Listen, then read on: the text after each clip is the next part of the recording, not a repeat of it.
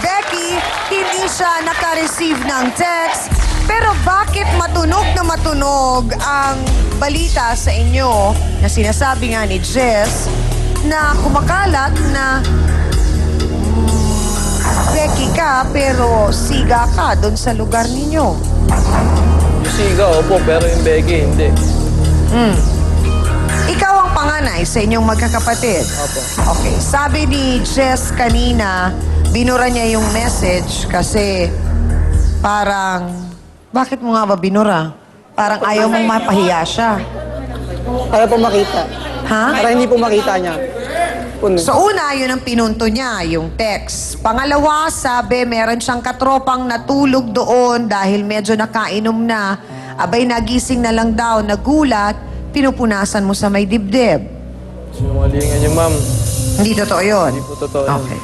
At meron din daw isang beses na nahuli ka niyang nagme-makeup. Nagme-makeup ka ba? Hindi po. Hindi rin. Hindi naman po ako bading. Ha? Hindi naman po ako bading. Ba't ako mag-makeup? Okay. Bakit palagay mo kumakalat yung bali-balita na ganon tungkol sa'yo, Mark?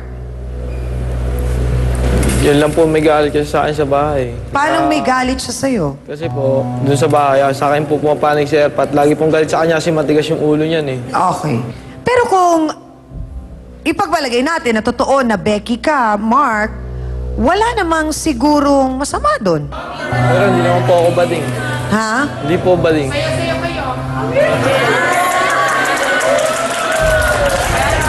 Pag-usapan muna natin yung panganay ka, di ba? Nafe-feel mo ba na mabigat yung responsibilidad ng pagiging panganay? Opo. Bakit? Siyempre, sagutin ko rin po sila sa airpot ko pag sakaling may mangyari sa magulang ko. Ako nga mag-aano sa kanila. Oo. Ako mag-aalalay sa kanila. Pag... So parang pakiramdam mo rin, mataas ang inaasahan sa'yo ng tatay mo. Opo. So parang pakiramdam mo rin, baka ayaw mong bigyan ng problema o kahihiyan si tatay. Siyempre po.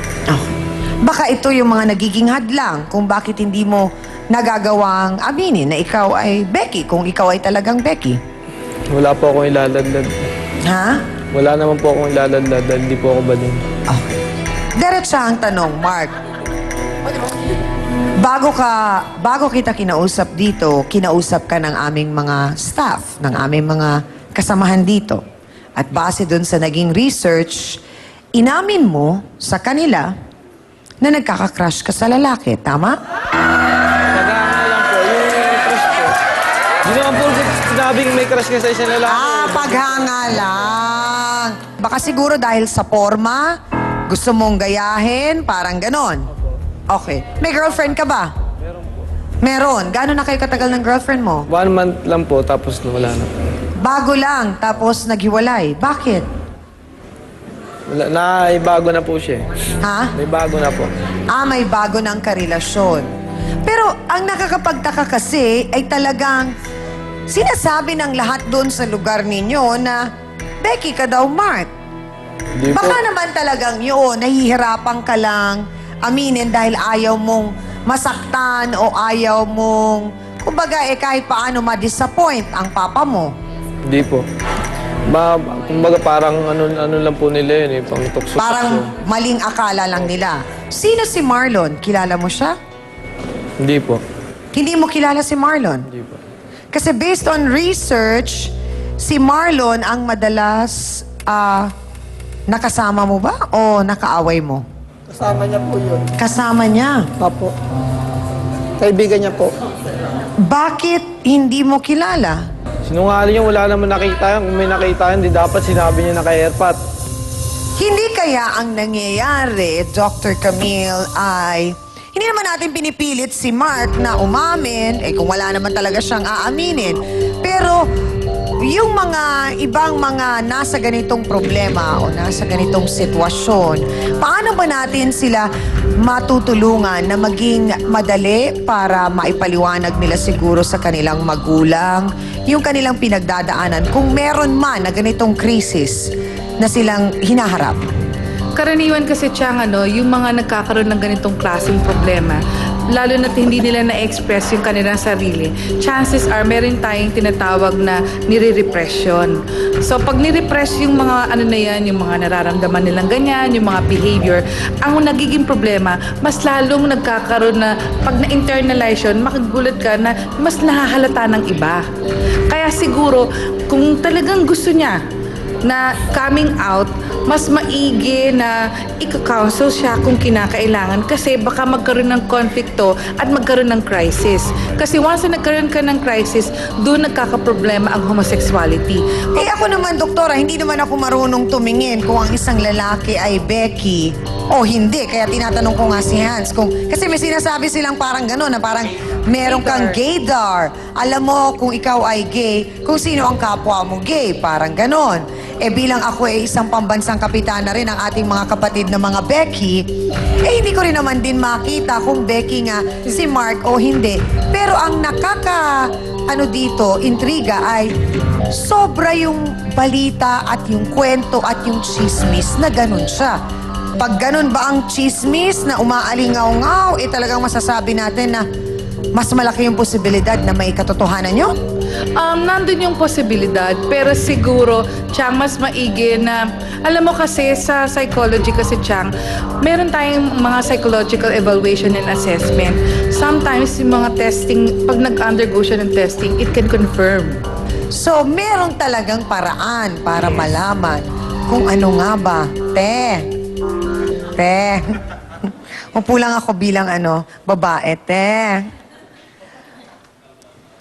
Wala naman din ngang masama, Mark, kung ano man ang piliin mo. Ano ba ang reaksyon ng nanay mo sa lahat ng ito?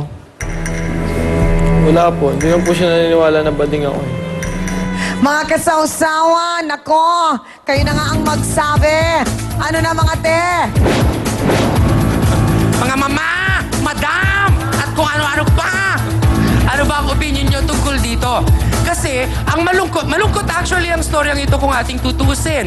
Na dahil sa question tungkol sa kanyang sexualidad, abay, nagkakaroon ngayon ng harang ang kanyang relasyon at ng kanyang kapatid bilang sila nga ay magkapatid.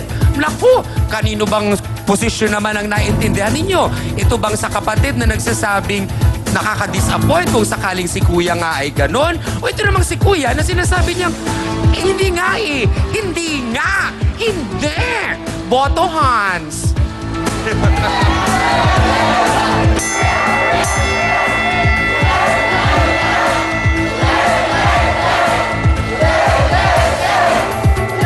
Ayan, naku Chang! Pati kami dito, 50-50! May pula.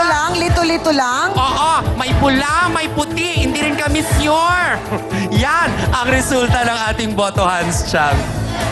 Pero Jess, kung hindi naman din nga Becky, si Mark, edi lalong walang problema, hindi ba? Eh, bakit mo pinipilit nga rin talaga na Becky siya? Eh, kung hindi naman talaga siya Becky. Yung katropa po namin, tsaka yung kaibigan niyang bakla.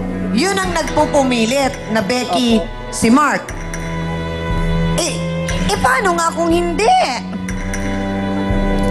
Tsaka po, nahuli ko naman din po eh. Baka ikaw ang bakla kasi kaibigan mo puro bakla eh. Oh! Eh, pero mga kasawsawan, eto siya man din daw ay dudang Becky nga itong si Mark dahil sa ginawa nito sa kanya. Ano ba ang ginawa sa'yo? At paano niya nasabing hindi Becky si Mark? Narito, si Joseph Del Socorro. Pasok!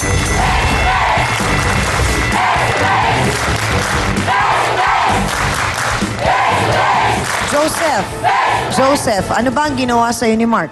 Nung bagong taon, doon po ako natulog sa kanila. Okay.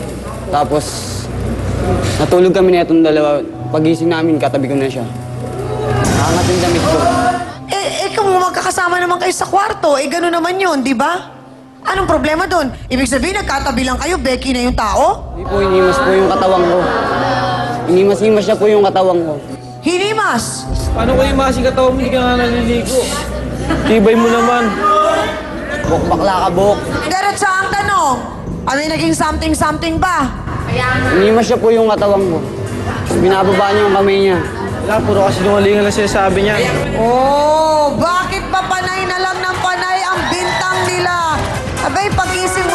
mo na, Becky na.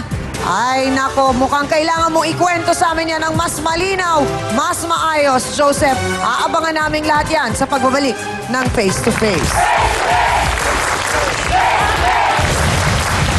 Umami na siya na ano. Dalawa, yung pag may gusto siya sa lalaki. Oh, so galing na mismo sa nanay mo, Mark. Umaming ka sa kanya. Ano ba talaga? Facebook sausawa na mga kapatid. Cruz Chato. Good morning, Ate Ami. Ako si Maria at nandito po ako sa Japan, Osaka. Parati ko pong pinapanood ang Face to Face. Maganda po ang istorya na papanood ko sa inyo. Pati din ako napapaiyak at napapatawa. Gusto ko po na makita kayo ng personal para makahingi ng payo. Ate Ami, gumagalang. Maria Teresa Cruz, maraming salamat po.